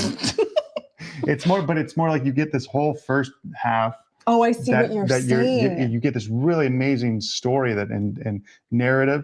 And then all of a sudden, second half kicks off. That's Stephen King. Yeah, but then it's a wholly different style of story. But it works. But it works really well. And you can't have the second half be as effective as it is if you don't have the first half. And I'm telling you, when this book was over, you're like, oh my God. Like, it is remarkable. And we listened to it on a really long road trip. The first part. Yeah, multiple road trips that were stretched out by weeks. And so it wasn't like one continuous listen, and you pick right up where you're. Well, that's Stephen King. I mean, he executes stories so well, whether you connect with the story or not. And I guess a point is just how King is so, his stories are so versatile. Like they're all over the place. Cujo, what the heck? Okay. I'm just trying to think. Salem's Lot, Carrie, they're all different. Even though Carrie and Cujo are connected in terms of character, right? Well, I think Holly is in Cujo. Yeah. Holly's not in Cujo. Holly, yeah, isn't she the one that sorry, keep going. Keep going, Thomas. You're like decades away. And well, anyways, there's so many different stories and I guess quote unquote genres or just different takes on things that there's so much variety in his library that you say you love Fairy Tale and I'll go look up a tier list and we talk about tier lists. I've watched tier lists of Stephen King books. Yeah. Which I love to get recommendations about, like, okay, I haven't read Stephen King yet, so let me look up a tier list.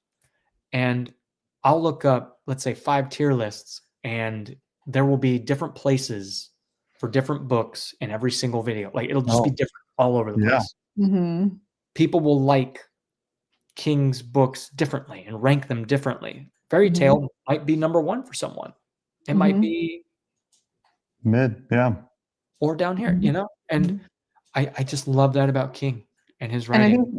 And I think the reason why it was so impactful for me was because it was the first foray into Stephen King for me at all. And so you don't have the long walk. So you don't have like anything else to go off of. If you go into Fairy Tale thinking that Stephen King is a horror writer, then you're getting something different. Yeah. But it's so good. This one here, The Long Walk. I was walking the other day. Long walk. I was walking Pepper, my dog, listening to Cujo, and our neighbor walked by and we started talking about it. And she's like, "Have you read The Long Walk?"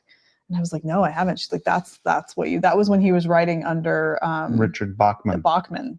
And that sounds remarkable. Jacqueline basically isn't liking Pet Sematary. A little spoiler in there, but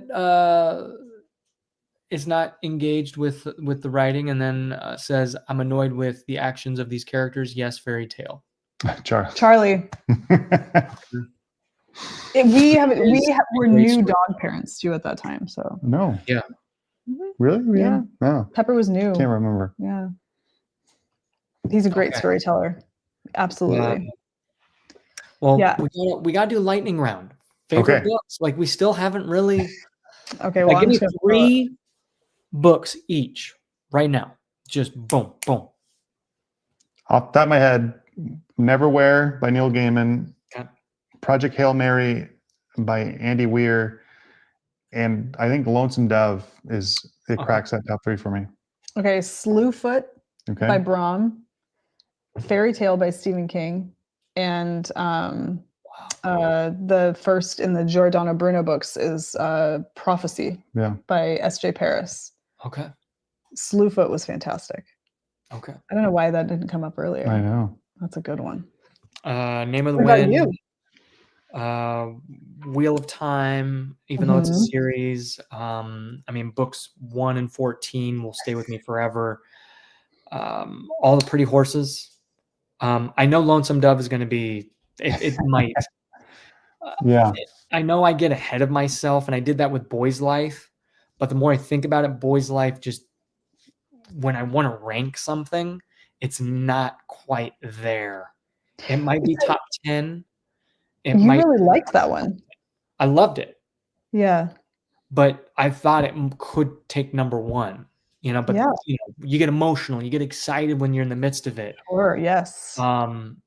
But right now, Lonesome Dove is the book that I've needed my entire life. Like, it's arrived at the right time. Yeah. In my life. And I'll make a video of this, and I'll probably put it out Friday, and you'll hear all my points. But it's special. Yeah. So, that's good. That's a good feeling. Now, real quick, favorite video games. Witcher 3, Breath of the Wild.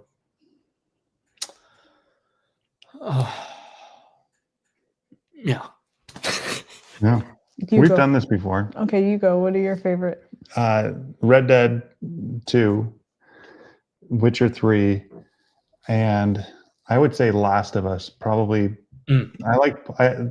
I feel like I'm surprised that's not your number 1. No. Well, Red Dead is your number 1. It's either Last of Us 1 or 2. I think 2 just because of the story element, but I felt like 1 played easier, like played more. There was less adding on of like. It stands on its own, though.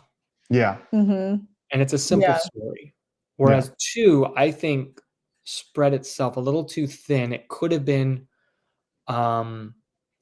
I know people complain about this, but it could have been a little longer, because there is a third story with a side character that kind of comes in that's just kind of there. Right.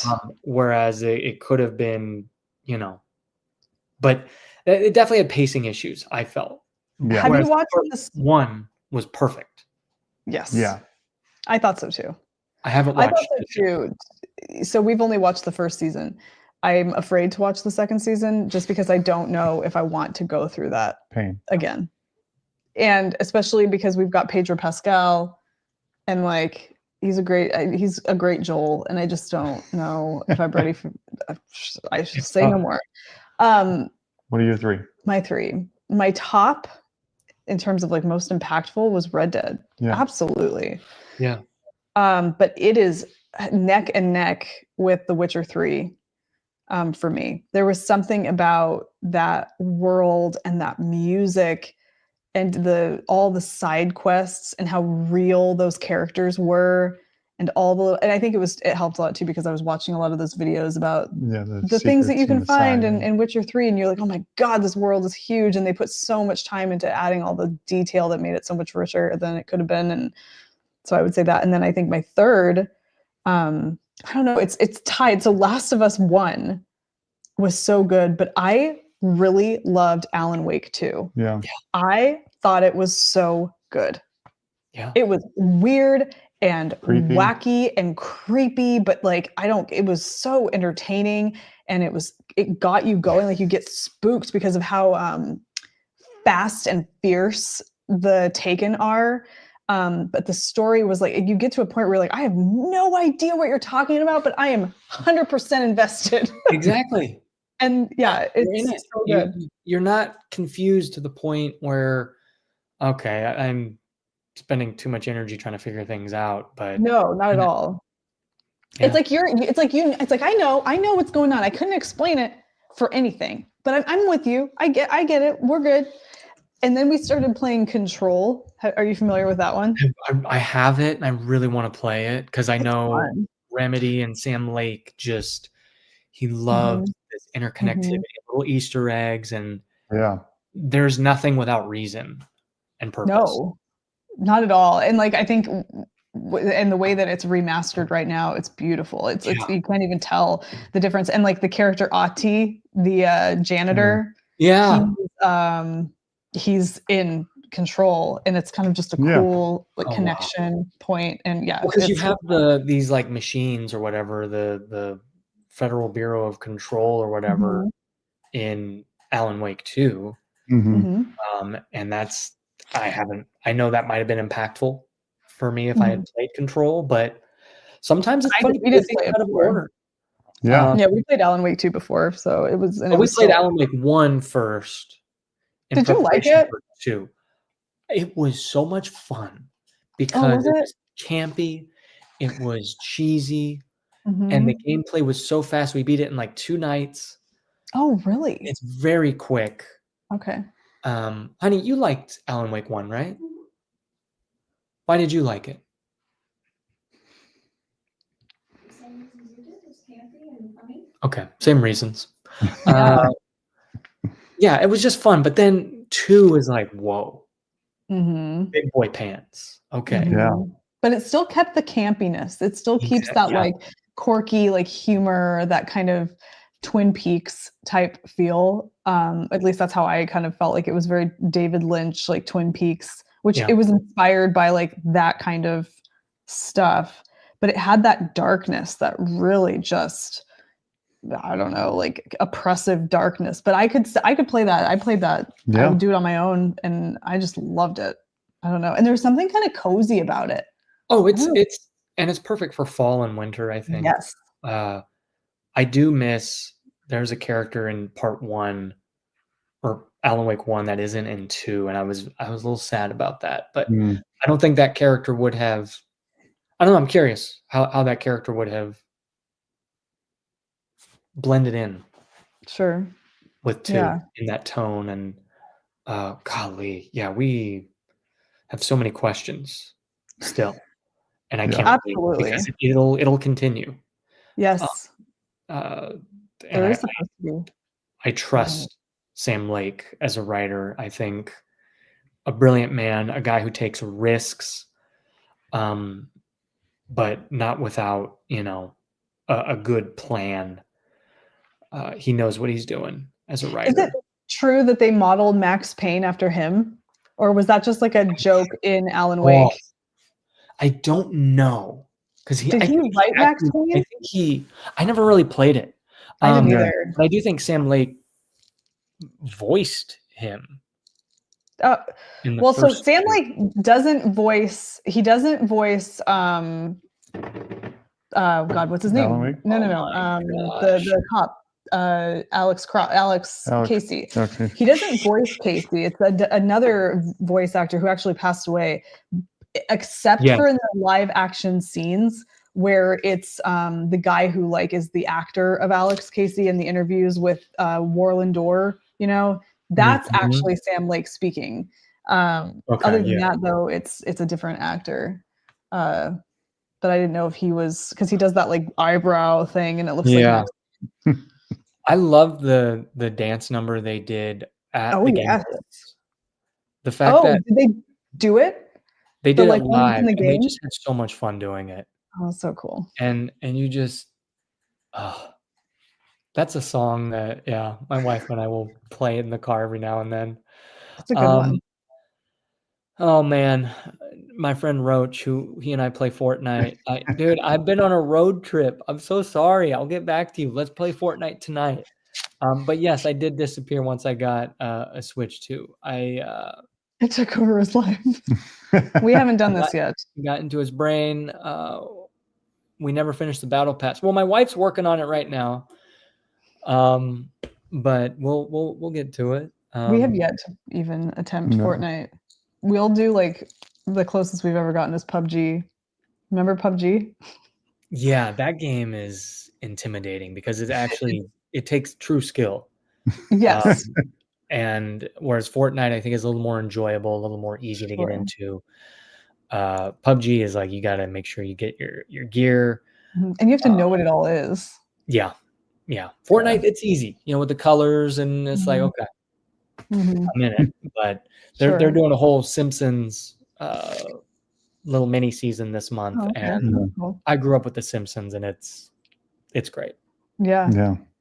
Well, do you have any games on the horizon for you? Okay, yeah, we can end with that. Well, the Switch 2 has taken over my life.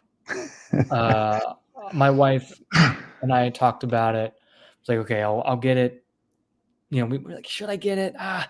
Okay, let me book a client first. And then I book a client, and it's like, okay, this will be my celebration. Sure. I think it's definitely gonna be a Switch game on the horizon for me. Maybe I do want Donkey Kong Bonanza. Donkey Kong is such a fun game. Yeah. It looks like such a blast.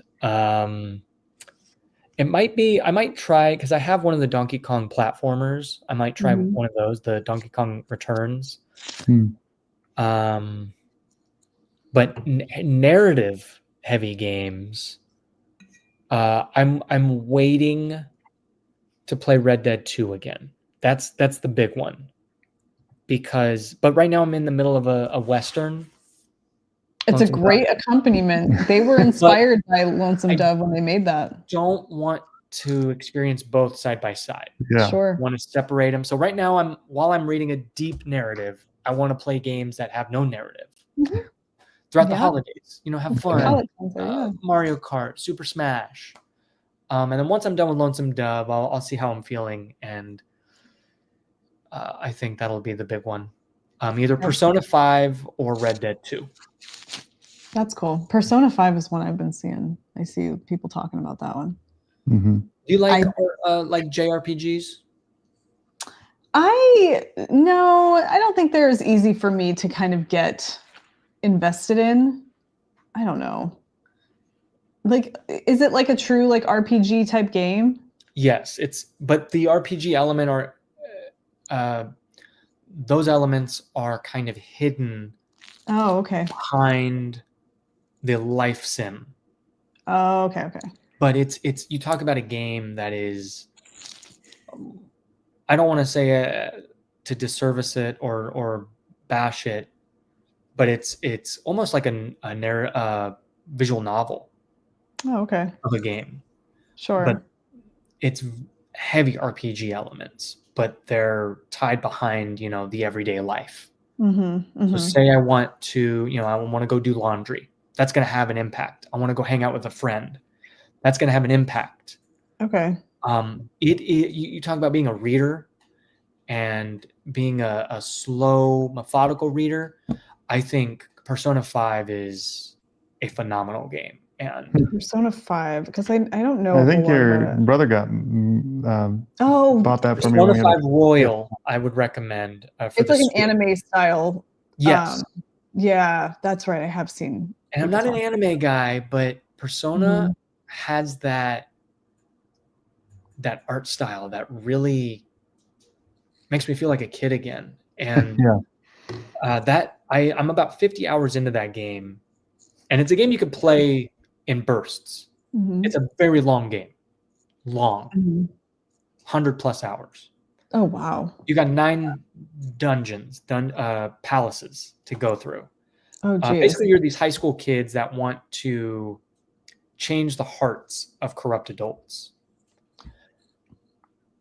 Very cool. And you, throughout this game and throughout these dungeons, you go to school. You do these various normal, mundane things. But it's a game that helps you, I think, adapt to the slow living in this fast world. And that's cool. Yeah. That sounds interesting. Octopath. What games are you on your horizon? Right now, well, we're playing Control. I feel like we're about halfway through that, if not more. Yeah. I started playing a game that you didn't get into, but I did. I thought it was pretty cool. It's called The Sinking City. It's I've heard of that. Yeah, so it's it's a Lovecraftian. Yeah. It's based on like H.P. Lovecraft stories or whatever. And it's like a detective kind of, it's got like that detective mechanic to it. And I think it's really interesting. Yeah. But I haven't finished that one yet. But we've got Control, and then I can't think of what else. We haven't finished Ghosts of Tsushima yet. Yeah, because it started to feel repetitive. It really did. It really started to feel repetitive. Like the characters kind of go and do this thing and open up this camp and go. Witcher 3 ruined games like that for me. Like, you've got to come ready. Like, you've got to be like bringing really awesome side quests and stuff, because you're so Witcher 3 just and Red Dead and all that. Like, it just kind of ruins it for you if the game isn't. But I guess if we just kind of did the story, the main storyline, kept it linear rather than try to open everything up as we went. That's what I appreciated about Alan Wake, was like, you do have these little other things that you have to do, but ultimately it's linear. Like, you kind of have to follow, and you just kind of go with it, and it feels really good. Open world games like Zelda and like Witcher, things like that, it's like, if it's not really meticulously done, it can feel repetitive and grindy so fast. Like Ubisoft, Yeah, that's what it became. Those Assassin's Creed games are prime example of just rinse and repeat and a time waster. And talk about games and books, like, I just don't want to waste my time.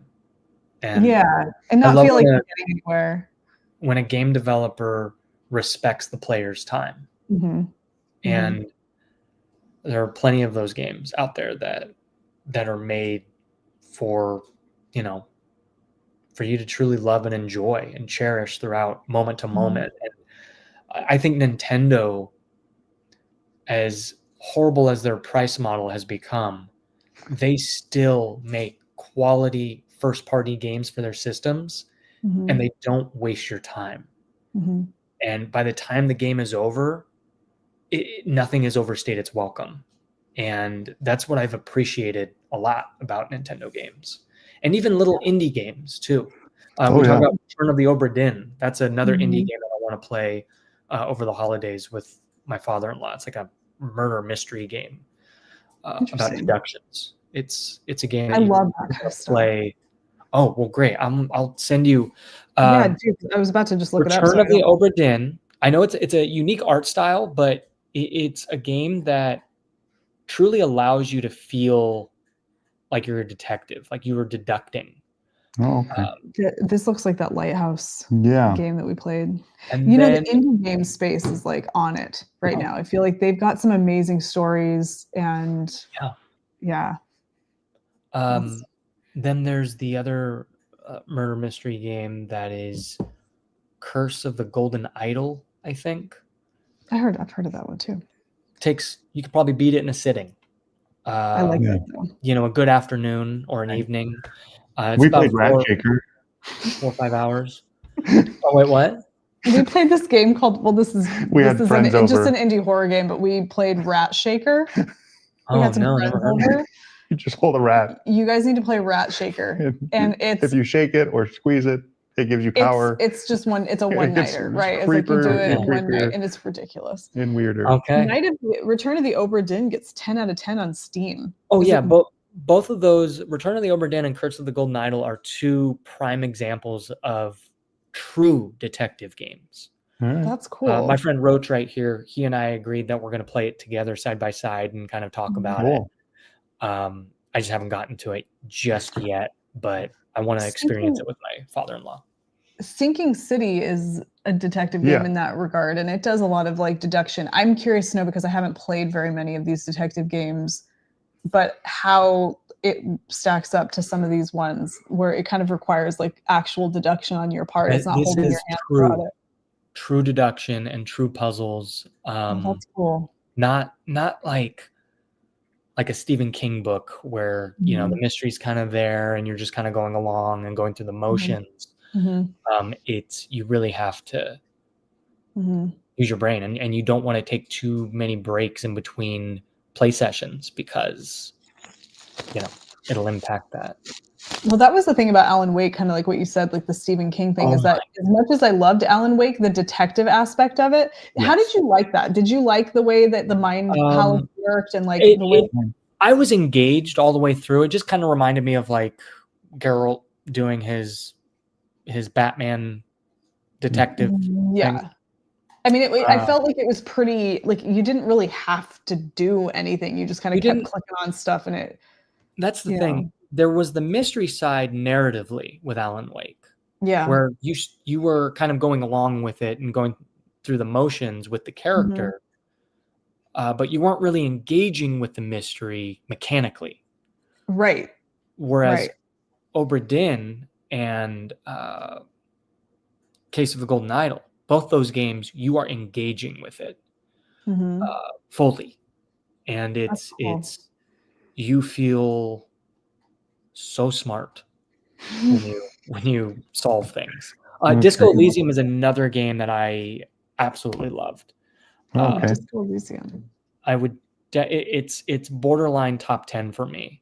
Oh, it could be there, but I just think there's other games out there. But you mentioned in your email you guys were playing Little Nightmares. Yeah, I know you guys loved those games, but we played maybe an hour and a half. It's the first one's a very short game, but I think there comes a point where when the game is truly just, you know, almost playing itself, I wasn't engaged with it mechanically.